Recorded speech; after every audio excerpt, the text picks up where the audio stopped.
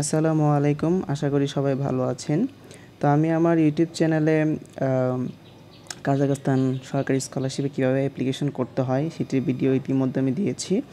কিন্তু এখানে হচ্ছে একটু আপডেট আসছে, সেটা হচ্ছে আমি যে লিঙ্কটা দিয়েছিলাম আমার কমেন্ট বক্সে, তো হচ্ছে সেটির মাধ্যমে অ্যাপ্লিকেশন করা যেত, কিন্তু এখানে ওয়েবসাইটে বলে দিয়েছে যে the address of the page for submitting documents for the scholarship program has been changed.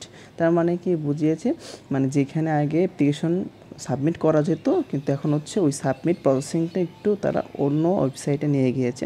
সেটা এখন বর্তমানে যেটা করেছে সেটা অনেক ইজি আগের তুলনায়। তো এখানে হচ্ছে এখানে গেলেও হতো, এখানের মাধ্যমে অ্যাপ্লিকেশন করলেও হতো। এটা এই পোর্টালও খোলা আছে, তো এটা আমরা এখন যাবো, যেহেতু তারা বলে দিয়েছে। তো নিচের লিঙ্কে চলে যাব, এখানে বলে দিয়েছে dear applicants, we inform you that from April 5 2024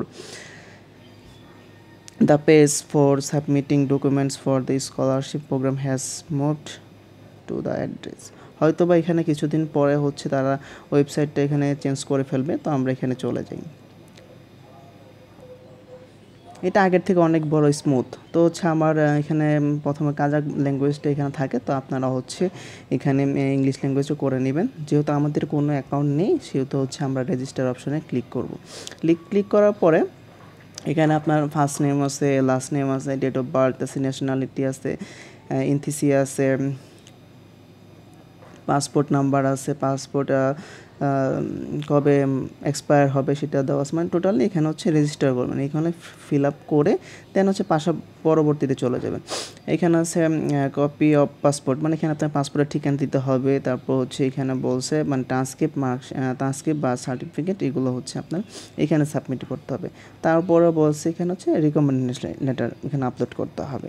তারপর মেডিকেল সার্টিফিকেট আপলোড করতে অবশ্যই এইডস আর হচ্ছে ফ্লু, এই দুইটা যেন থাকে। আর এখানে অ্যাপ্লিকেশন ফর্মটা হচ্ছে এখানে আপলোড করবেন। এখানে ডেমো দিয়েছে ডাউনলোড ফ্রম টেমপ্লেট, তো এখানে এটা ডাউনলোড করে ফিল আপ করে দেন এখানে আপলোড করে দেবেন, শেষ। আর হচ্ছে এখানে হচ্ছে ইন্টারন্যাশনাল সার্টিফিকেট, আর এখানে যদি কারো আইএলস থাকে তাহলে হচ্ছে তারা আপলোড করবে। ব্যাচেলারের জন্য এখানে আইএলস লাগবে না, সেটা আগের ভিডিওতে বলেছি। তারপর হচ্ছে এখানে মোটিভেশন লেটারটা লাগবে, এখানে কাজাক, রাশিয়ান আর ইংলিশ, আপনি যে কোনো ভাষাতে লিখতে পারেন।